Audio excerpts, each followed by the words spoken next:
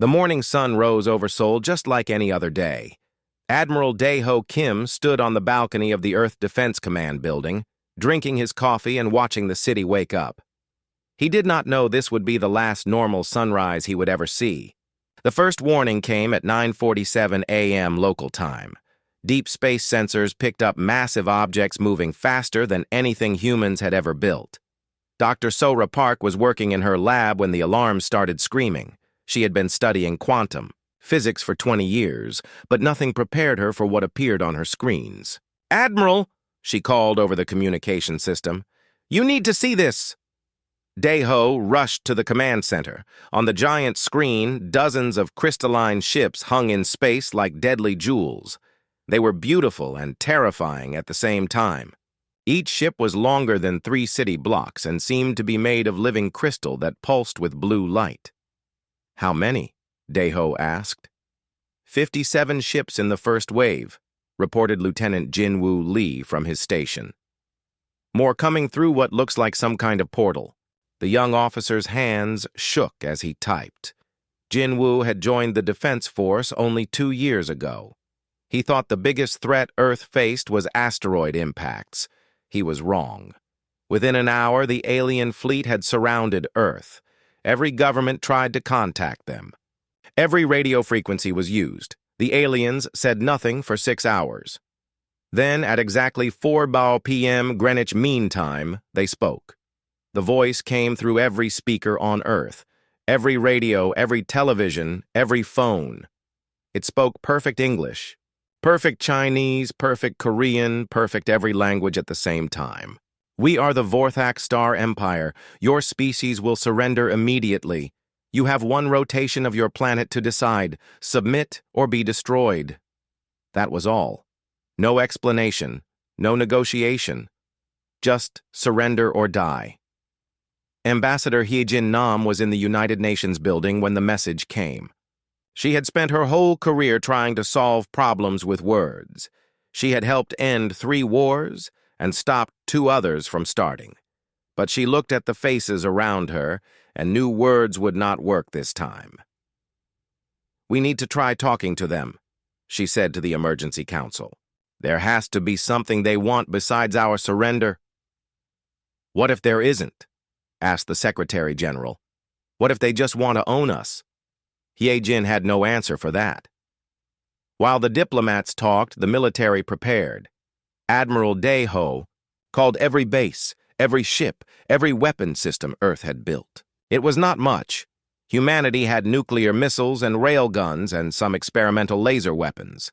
Against alien crystal ships, they seemed like stones and sticks. Dr. Sora worked through the night, trying to understand how the alien ships moved. They had no visible engines, no exhaust, nothing that made sense. They just floated in space like they were swimming through air. "It has to be some kind of gravity manipulation," she told her team. "But the energy requirements would be enormous.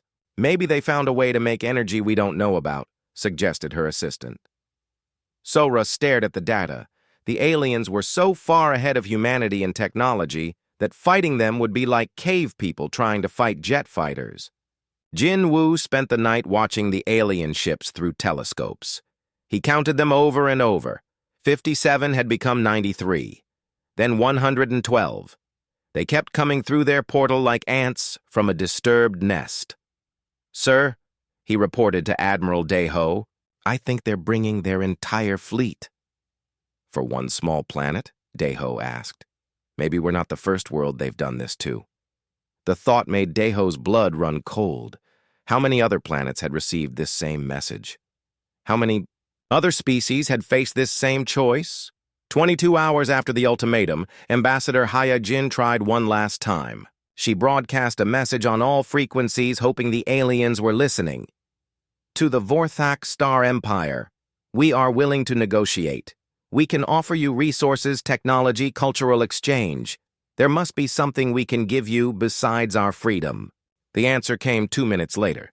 This time, the voice sounded amused. "You have nothing we need except your obedience. Your time is almost finished." 2 hours before the deadline, the world's leaders made their choice. They would not surrender. Earth Defense Force went to full alert. Every missile silo opened, every ship launched, every weapon pointed at the sky. Admiral Deho stood in the command center, watching the biggest fleet Earth had ever assembled. 300 ships, from massive carriers to tiny fighters. 2,000 nuclear missiles ready to fire, orbital defense platforms charging their weapons. "It's not enough," Dr. Sora said quietly. She had run the numbers a dozen times. Earth's weapons might hurt 1 or 2 alien ships. Maybe. But there were over 100 alien vessels now, and more arriving every hour. "I know," Deho replied, "but we have to try." When the deadline passed, the aliens attacked immediately. It was not like the war movies Jinwoo had watched as a child. There were no great battles in space, no heroic last stands. The alien ships simply turned their attention to Earth and began firing. Beams of pure energy reached down from space like fingers of an angry god. Where they touched, cities disappeared. Not destroyed, disappeared, as if they had never been there at all. Admiral Deho watched Seoul vanish in a flash of blue light. Dr. Sora saw her university, her lab, her life's work erased in seconds. Jinwoo watched his hometown of Busan simply stop existing. Earth's weapons fired back. Nuclear missiles streaked toward the alien ships, only to hit some kind of invisible barrier and explode harmlessly in space. The railgun shots bounced off the crystal hulls like raindrops. The laser weapons did nothing at all. The battle lasted 17 minutes. When it was over, every major city on Earth was gone. The alien ships landed and strange beings emerged. They looked somewhat like humans, but taller and thinner, with skin that seemed to be made of the same crystal as their ships. The survivors were rounded up like cattle. Admiral Deho found himself in chains, loaded onto a transport ship with thousands of others. Dr. Sora was separated from her team and put with other scientists. Jin Woo was thrown in with the young and strong, marked for hard labor. Ambassador He Jin was kept separate from the others. The aliens seemed interested in her diplomatic skills. They wanted to know how human governments worked, how to control the survivors most efficiently. "Why?" she asked her captor, a tall Vorthak with crystal skin that glowed soft purple. "Why not just kill us all?" The alien looked at her with eyes like blue diamonds. "Dead slaves cannot work. Your species will serve the Empire now. If you work well and obey, you will live.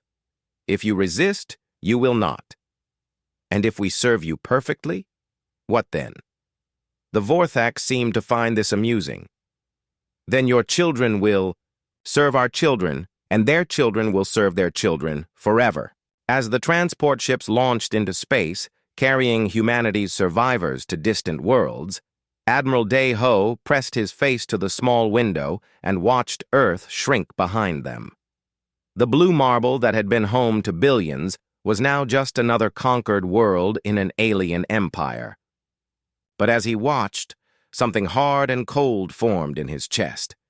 The aliens thought they had won. They thought humanity was broken. They were wrong. Humans were not broken. They were learning, and they would remember everything. 5 years had passed since Earth became a dead world. Admiral Deho Kim no longer looked like an admiral. His uniform was gone, replaced by the gray rags all human slaves wore. His hands, once soft from years behind a desk, were now hard and scarred from working in the quantum crystal mines of Epsilon 7. The Vorthak called it a rehabilitation center. The humans called it hell.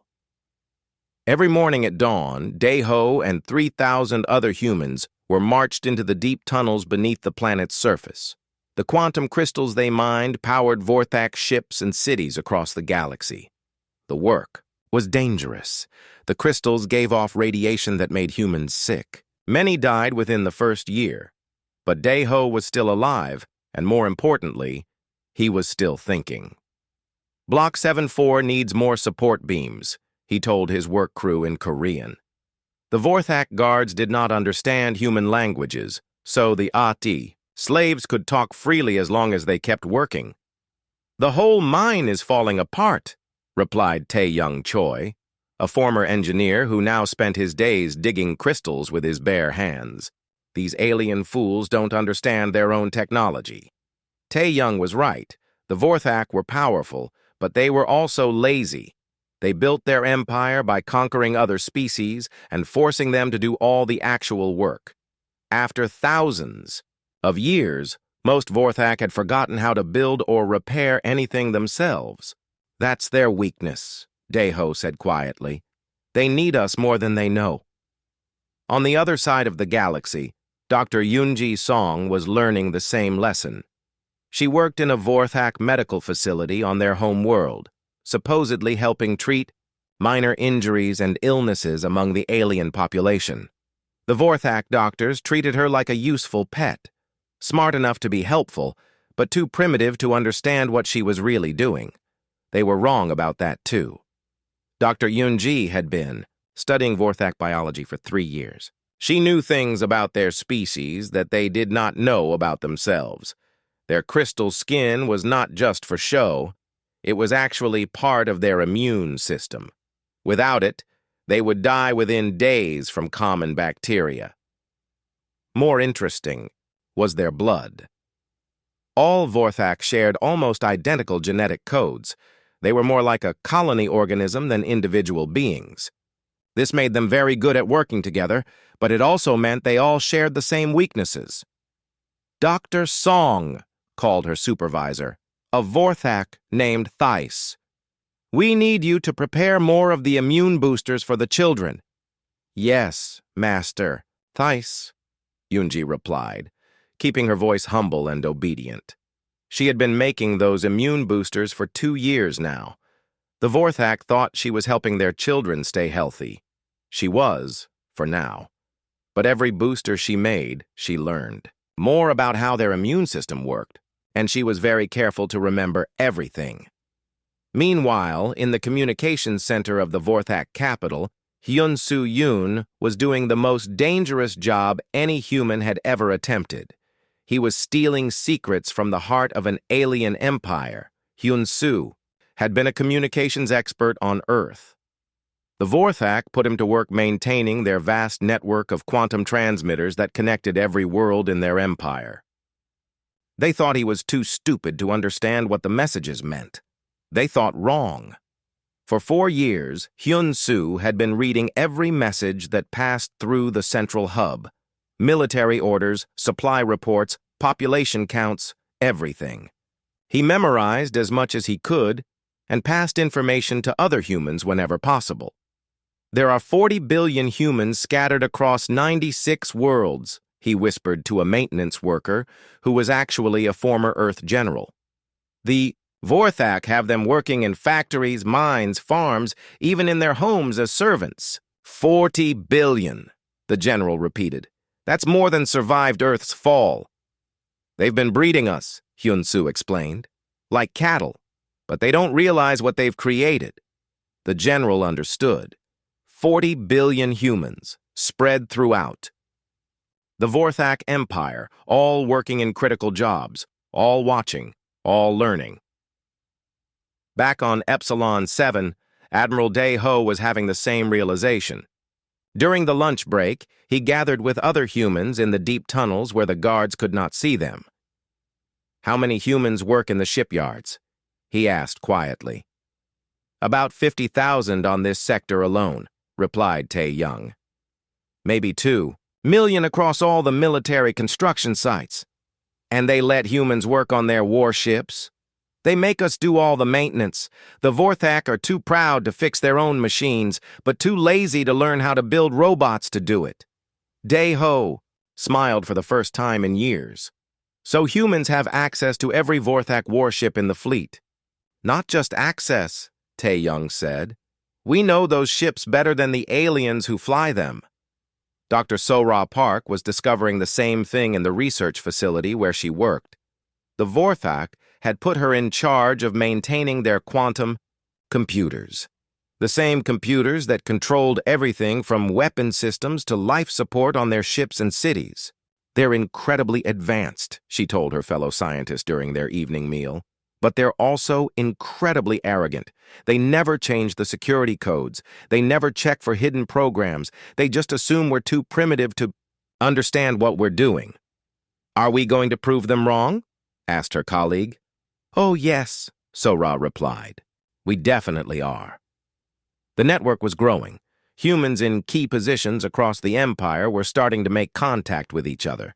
A maintenance worker here, a servant there, a scientist in another system. They used the Vorthak's own communication systems to send messages that looked like routine reports but were actually coded information. Jin Woo Lee had become an expert at this. Now 27 years old, he worked as a data analyst in a Vorthak military command center. His job was to organize supply shipments to military bases across the empire. The aliens thought this was simple bookkeeping work that required no intelligence. They were wrong. Jin Woo was mapping the entire Vorthak military structure. He knew where every base was located, how many ships were stationed there, what weapons they carried, and when they were scheduled for maintenance. He passed this information through the growing human network using shipping codes that looked completely innocent. Shipment 447B to Kepler Station delayed 3 days due to engine problems, he would type. But the other humans knew this really. Meant Vorthak fleet in Kepler system reduced by 12 ships due to mechanical failures. The aliens never suspected a thing. Ambassador Hyejin Nam had perhaps the strangest job of any human survivor. The Vorthak kept her as a cultural advisor, helping them understand how to control human populations more efficiently. They brought her to different worlds to study human behavior and suggest ways to make the slaves more productive. What they didn't realize was that this gave her access to human communities across the empire. Everywhere she went, she carried messages between different groups. She became a living communication network, connecting human cells that had no other way to contact each other.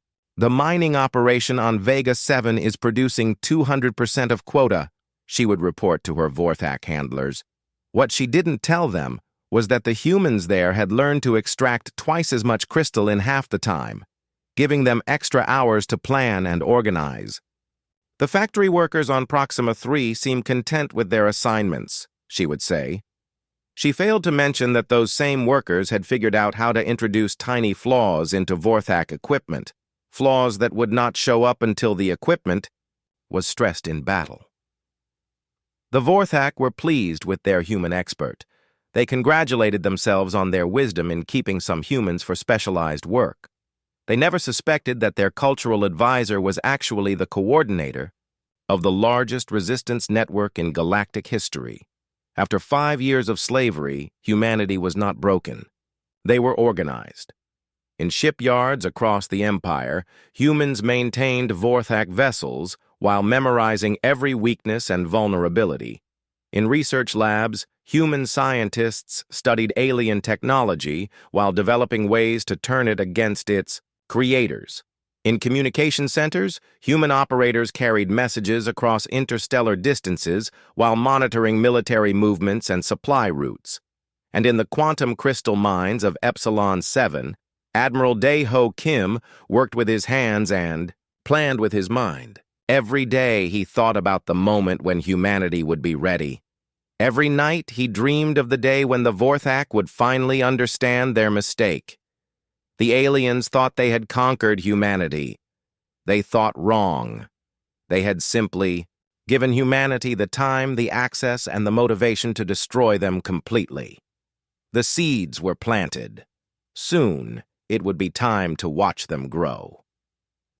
10 years after Earth's fall, the first rebellion began on a small mining world called Kepler 442b. To the Vorthak, it looked like a simple slave uprising. A few hundred humans had stolen some weapons and taken control of a processing plant. The alien response was swift and brutal. 3 warships arrived within days and crushed the rebellion completely. What the Vorthak did not know was that the rebellion's leader, Min-ho Kang, had planned to lose from the very beginning. Min-ho had been a Special Forces operative on Earth.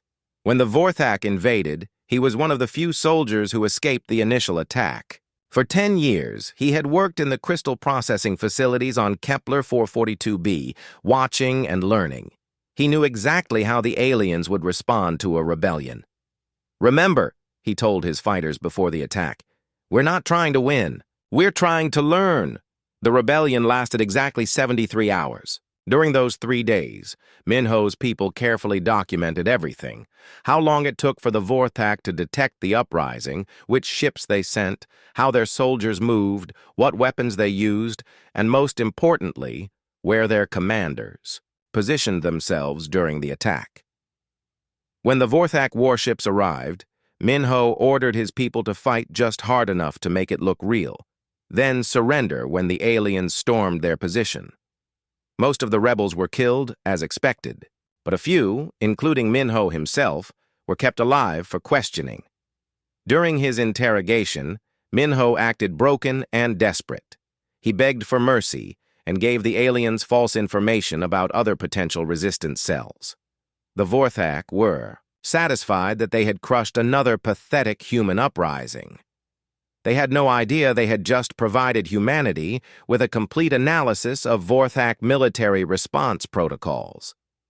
The information from Kepler 442b spread through the human network like wildfire. Eugene Cha, working as an information broker on a trade station near the galaxy's center, made sure every human cell received the intelligence. She had spent years building contacts throughout the Empire, pretending to be nothing more than a useful servant who could arrange meetings and carry messages between different alien species. In reality, Eugene was the hub of the largest spy network the galaxy had ever seen. Every piece of information gathered by humans across the Empire eventually reached her, and she made sure it got to wherever it was needed most. "The Vorthak always send 3 ships for a mining world rebellion," she coded into a routine supply request. "Command ship stays at maximum weapons range. Support vessels move in close. Boarding parties use North Airlock exclusively." To anyone monitoring the communication, it looked like a request for replacement parts. To the humans receiving it, it was priceless military intelligence.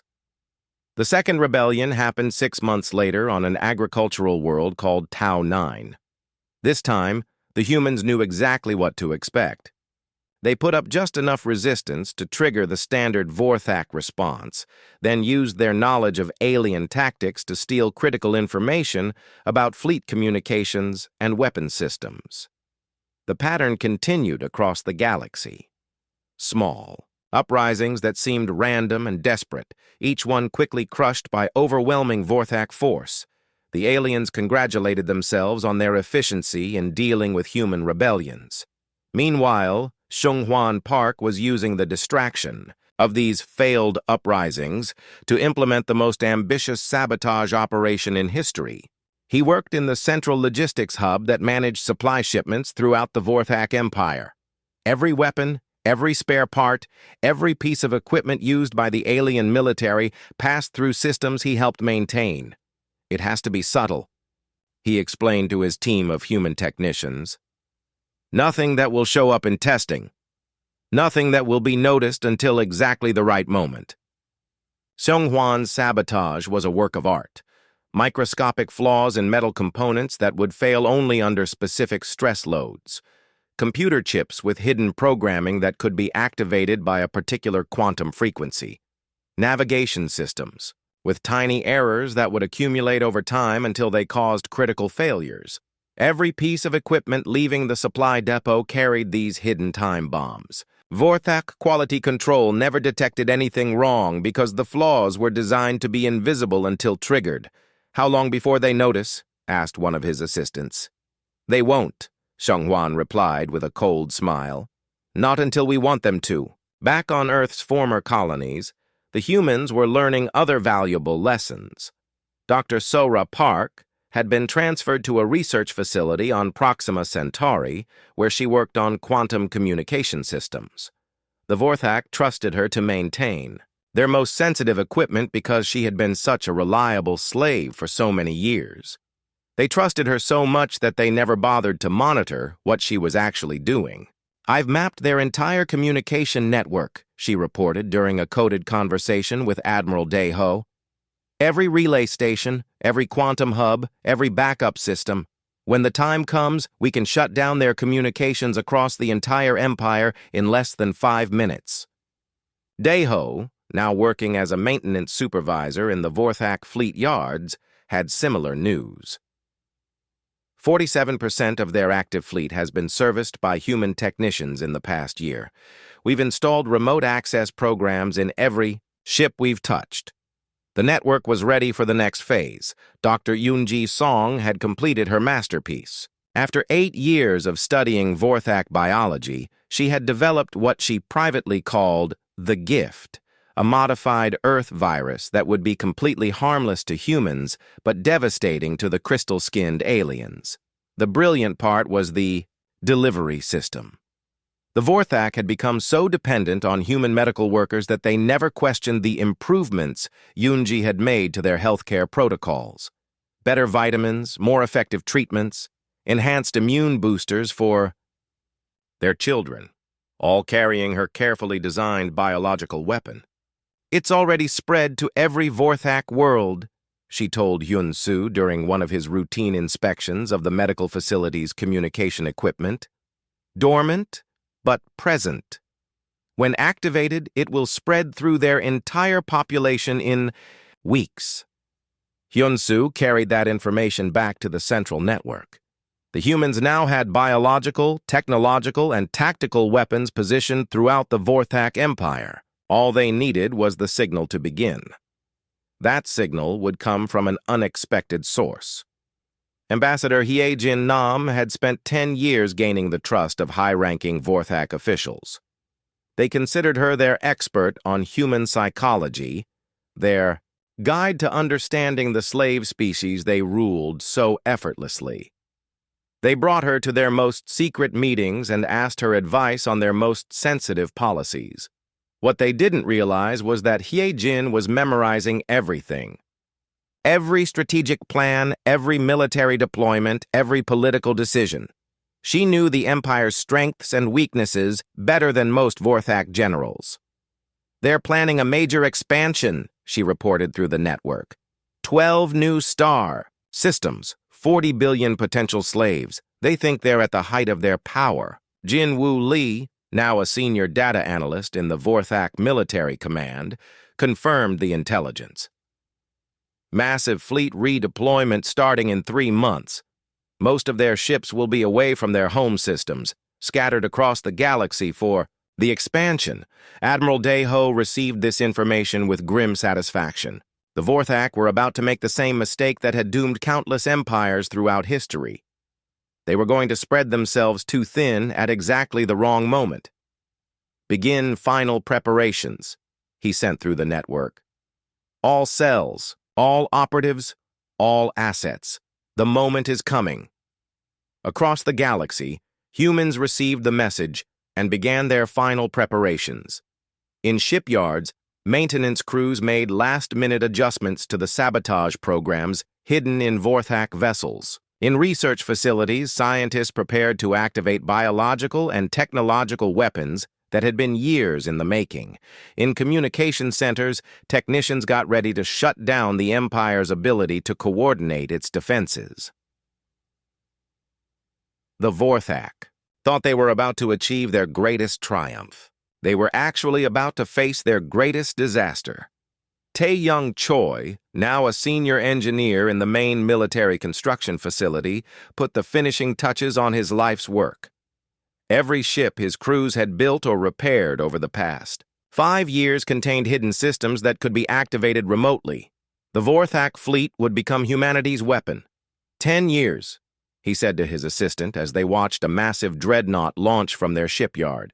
10 years of pretending to be broken slaves while we prepared for this moment. The assistant, a young woman who had been born in the slave camps, looked at him with confusion. "What moment?" Tae-young smiled. "The moment when the galaxy learns that humanity is not as weak as we appear." The final pieces were falling into place. The network was complete, the weapons were ready, and the Vorthak, in their infinite arrogance, were about to discover that enslaving humanity had been the worst mistake in their species' history. The silent network had been built in darkness and secrecy. Soon it would bring light to the galaxy, and destruction to those who had underestimated the power of human patience and ingenuity. 15 years after Earth's destruction, Emperor Vexthron stood before the greatest gathering in Vorthak history.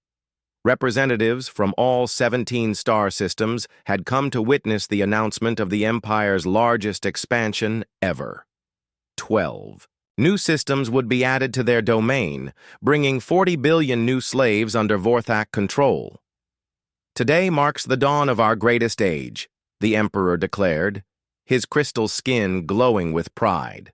The galaxy bows before our power. We are truly the masters of all creation. The celebration was broadcast across every world in the Empire. Vorthak citizens watched with satisfaction as their leaders announced the expansion plans.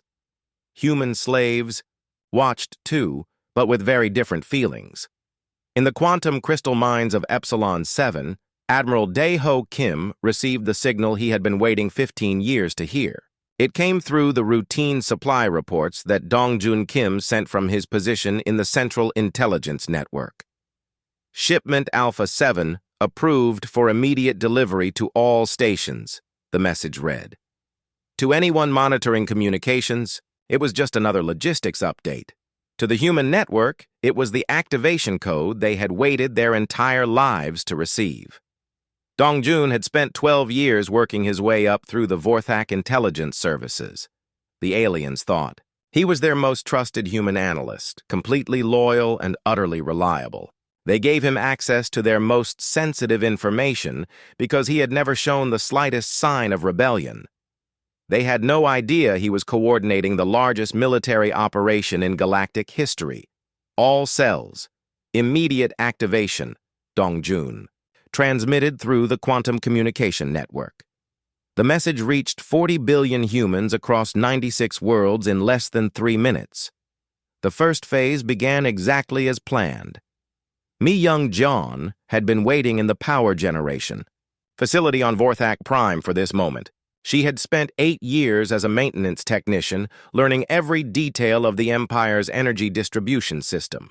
The aliens trusted her completely because she had fixed so many problems for them over the years. What they didn't know was that every repair she made included a hidden access point that could be triggered remotely. Initiating cascade failure protocols, she whispered into her communication device. Around her, the massive quantum generators that powered the Vorthak capital began to fluctuate. Not enough to cause immediate alarm, but enough to weaken the planetary defense grid. Similar sabotage began simultaneously across the Empire. Power plants developed mysterious problems. Communication relays started experiencing interference. Transportation networks began showing scheduling errors.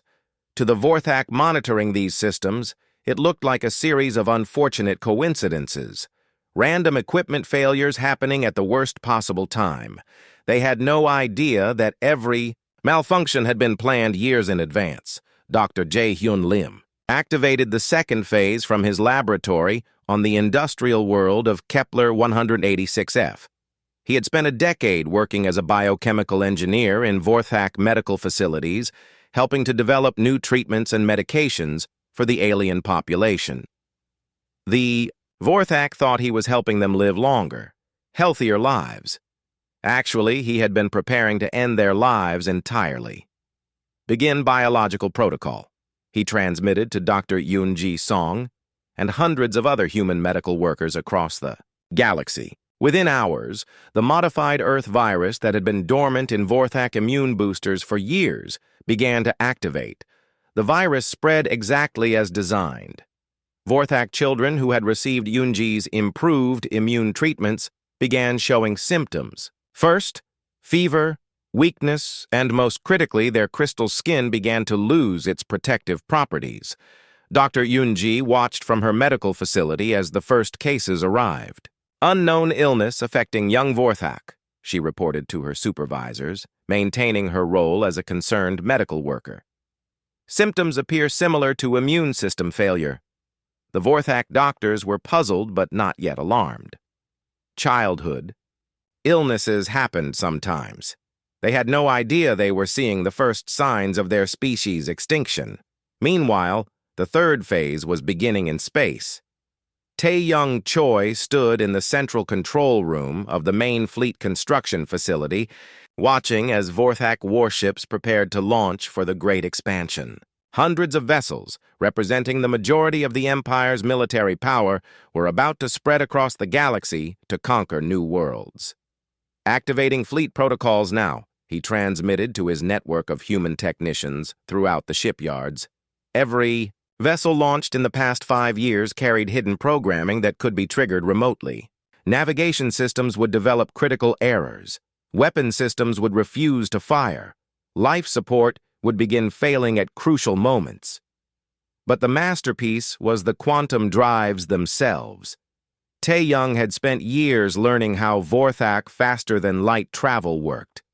He had discovered that by introducing a specific resonance frequency into the quantum field generators, he could cause a cascade failure that would strand ships wherever they happened to be. Beginning drive system interference, he reported as the first wave of Vorthak ships entered hyperspace. 6 hours later, the Vorthak fleet began dropping out of hyperspace randomly throughout the galaxy, their faster-than-light drives completely dead. Ships that were supposed to reach their target systems found themselves stranded in empty space, unable to move or communicate. The fourth phase targeted the Empire's ability to coordinate a response. Hyun Soo-yoon sat in the central communication hub of the Vorthak capital, the same facility where he had spent 10 years stealing secrets and coordinating the human resistance network. Now he was ready to use his access for something much more dramatic. Communications blackout initiating, he transmitted to his fellow human operators across the galaxy. Every major communication relay in the Empire began experiencing the same technical difficulties simultaneously. Quantum transmitters developed resonance problems. Data processing centers started showing memory errors. Emergency backup systems failed their activation sequences. Within 20 minutes, the Vorthak Empire lost the ability to coordinate military responses between star systems. Individual worlds could still communicate locally, but the central command structure that held the Empire together was completely severed. Emperor Vex Thrawn stood in his palace, watching as report after report of system failures flooded in. Power grids failing, fleets stranded, communications down, mysterious illness spreading among the population. This cannot be coincidence, he declared to his advisors. We are under attack. By whom? Asked his military commander. All our sensors show no enemy fleets, no invasion forces. The humans are all accounted for in their assigned positions. The Emperor's crystal skin flared with angry light. The humans! It has to be the humans! But even as he spoke, he could not understand how it was possible. How could a broken slave species coordinate such a massive attack? How could primitives who had been conquered in a single day strike back after 15 years? The answer came from Ambassador Hye-jin Nam. She stood in the Emperor's private council chamber, where she had been summoned to explain human psychology during the crisis. For 15 years, she had pretended to be their loyal advisor. Now, finally, she could drop the mask. Your Majesty, she said with a smile that made the Emperor's blood freeze. You wanted to understand human psychology. Let me explain it to you. She walked to the great window that looked out over the Vorthak capital. The city's lights were flickering as power systems failed throughout the planet. Humans don't break the way you thought we would, she continued. When you destroyed our world, you didn't destroy our spirit. You just taught us patience. The Emperor stared at her with growing horror. You've been planning this. For 15 years, Ye-jin confirmed. Every day, every hour, every minute. While you celebrated your victory over humanity, we were learning your weaknesses. While you trusted us to maintain your empire, we were preparing to tear it down. She turned from the window to face the alien ruler directly. "You made one critical mistake, Your Majesty. You assumed that because you could conquer us quickly, we were weak. You never considered that perhaps we were simply unprepared." Outside, the sounds of chaos grew louder. Vorthak security forces were trying desperately to restore order, but their equipment was failing, their communications were down, and their personnel were beginning to fall ill from the spreading virus. 15 years, Haye-Jin repeated. 15 years of your people depending on human slaves to maintain your technology, build your ships, manage your communications, even care for your children. 15 years of us pretending to be loyal while we planted the seeds of your destruction. The Emperor's crystal skin had gone completely pale. "How many of you are involved in this?" Haye-Jin's smile grew wider. "All of us, Your Majesty. Every human in your empire. 40 billion people working together for this single moment." As if summoned by her words, the lights in the palace went out. The backup power systems activated for a moment, then failed. As well, in the darkness, the Emperor could hear the sounds of his empire dying around him. "You wanted to rule the galaxy through fear and brutality," Haye-Jin said into the darkness. "We're going to show you what those tactics look like when they're used by someone who actually understands them." The Vorthak Empire died slowly, like a giant beast bleeding from 1,000 small wounds. What had taken them minutes to do to Earth took humanity 6 months to do to them, but the result was the same: complete and total destruction. Emperor. Vex Thran sat in the darkness of his ruined palace, listening to the reports that trickled in from across his dying empire. No power, no communications, no functioning military. The biological weapon was spreading faster than anyone had predicted, and his people were dying by the millions. "How did we miss this?" he asked his surviving advisors. "How did we not see what they were planning?" The answer came from the few Vorthak scientists who had managed to analyze the human attack.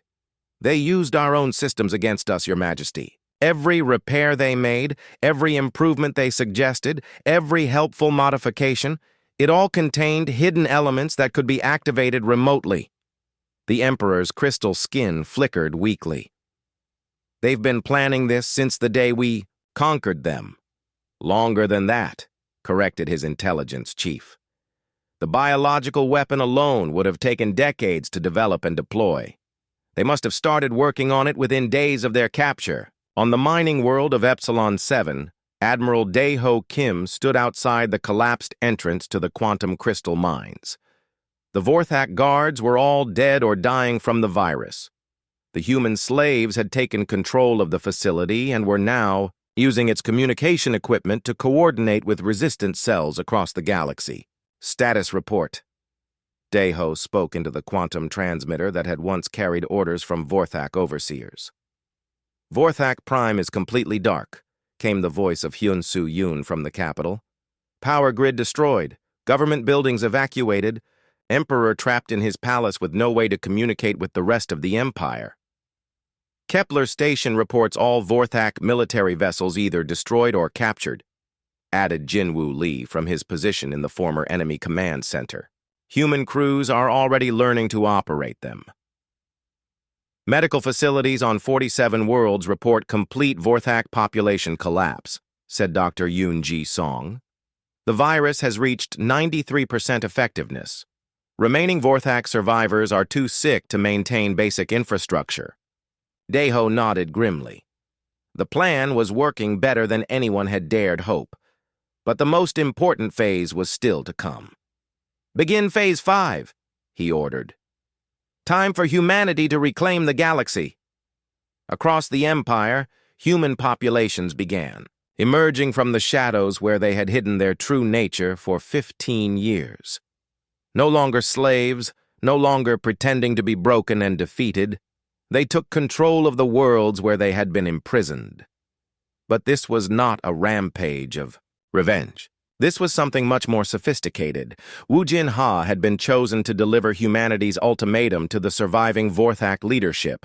He had spent 12 years working as a translator in the Imperial Diplomatic Corps, helping the aliens communicate with other conquered species. Now he stood in the central broadcast facility on Vorthak Prime, preparing to address the entire galaxy. To all surviving Vorthak forces and allied species, he began, his voice carrying across the quantum communication network that humans now controlled. This is Wu Jin-ha, speaking for the human resistance and all free peoples of the galaxy. On distant worlds, Vorthak survivors and the other species they had conquered listened in shock as a human voice spoke with the authority of the Empire's new rulers. 15 years ago, the Vorthak Empire destroyed Earth and enslaved humanity. You gave us a choice, submit or die. Today, we offer you the same choice. Wu Jin paused, letting the irony sink in across the galaxy. But unlike you, we understand the difference between justice and vengeance. Any Vorthak forces that surrender immediately will be treated with mercy. Any worlds that lay down their weapons and submit to human authority will be governed fairly. Any individuals who cooperate with the restoration of peace will be allowed to live. In his ruined palace, Emperor Vex Thran listened to the humans' words with growing amazement. They were offering mercy after everything the Vorthak had done to them. However, Wu Jin continued, any attempt to resist, any act of violence against human forces or civilian populations, any effort to restore the old empire will be met with complete destruction. We have proven that we can eliminate your entire civilization if necessary. Do not force us to do so. The message was clear. Surrender completely or face extinction. Subin Ryu was already working on the future. As the former head of Earth's Colonial Development Program, she had been chosen to design the new government that would replace the Vorthak Empire. She worked from a captured administrative center on Proxima Centauri, surrounded by human and alien advisors who would help build a better galaxy. No more empires, she declared at the first meeting of the new provisional government. No more slave species. Every world gets to choose its own government. Every species gets equal representation in interstellar affairs. The other species that had been conquered by the Vorthak were amazed. In their experience, when one empire fell, another immediately took its place. The new rulers always became as corrupt and tyrannical as the old ones. But the humans seemed genuinely different. What do you want from us? Asked a representative of the Kalari, a species that had been enslaved by the Vorthak for over 2 centuries. Nothing, Subin replied. Help us build a government based on cooperation instead of conquest. Help us make sure nothing like the Vorthak Empire ever rises again. And if we refuse? Subin smiled sadly. Then you're free to refuse. That's the whole point. The transformation took 2 years to complete.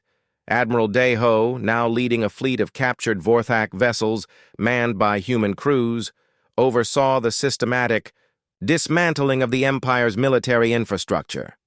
Every weapons platform was destroyed or converted to peaceful purposes. Every warship was either scrapped or repurposed for exploration and trade. No species should have this much power, he explained to his officers as they watched the destruction of a massive orbital weapons platform. Not even us. The biological weapon that had devastated the Vorthak population was neutralized by Dr. Yunji and her team, but not before it had reduced their numbers from billions to millions. The survivors were relocated to a single star system, where they could rebuild their civilization under human supervision. Will they be allowed to develop space travel again? Asked one of Yunji's assistants. Eventually, she replied, when they've learned to use it responsibly. The reconstruction of Earth began in the 3rd year after the Empire's fall. Tae-Young Choi led the massive engineering project, using advanced Vorthak technology combined with human innovation to restore the planet's damaged ecosystem. It will never be exactly like it was, he told the first group of human colonists as they landed on their restored homeworld. but it will be home again. The new Earth was different from the old one. Cities were built with technology stolen from a dozen different species. Forests grew with help from alien botanical techniques. Oceans teemed with life forms from across the galaxy. But it was still Earth, still home. As the years passed, the story of humanity's patient revenge became legend throughout the galaxy. Other species spoke in whispers of the humans who had pretended to be broken for 15 years while preparing the most sophisticated military operation in galactic history. Never underestimate them, parents told their children. Never assume that because they seem peaceful, they are weak. 10 years after the Empire's fall, Ambassador Hye-Jin Nam stood in the rebuilt United Nations building on Earth, addressing representatives from 200 worlds. The new Galactic Federation was holding its first General Assembly, and she had been chosen as its first Secretary General. "We learned many things during our years as slaves," she told the assembled delegates. "We learned patience. We learned planning. We learned that the strongest weapon is not always the most obvious one." She paused, looking out at the faces of dozens of different species, all working together to build a better future. But most importantly, we learned that power corrupts unless it is constantly questioned and carefully limited. That is why we are here today, not to rule the galaxy, but to serve it. In the audience, former enemies and current allies listened with respect and caution. The humans had proven they could destroy any civilization that threatened them, but they had also proven they preferred to build rather than conquer. It was a lesson that would not be forgotten. On a small farm on the restored Earth, Admiral Dae-Ho Kim tended his garden and watched his grandchildren play. They were the first generation of humans to grow up free since the Vorthak invasion. They knew the stories of the old empire, but to them it was ancient history. Sometimes, watching them laugh and run through the fields, Dae-Ho wondered if humanity had been too merciful to their former oppressors. The Vorthak had shown no mercy to Earth. Perhaps humans should have shown none to them. But then he remembered the words Subin had spoken during the formation of the new government. "If we become like them, then they have truly conquered us." The Vorthak Empire was gone forever. But humanity had survived, stronger and wiser than before. They had learned that true victory was not about destroying your enemies. It was about making sure they never had reason to be your enemies again. The galaxy was at peace. The silent vengeance was complete.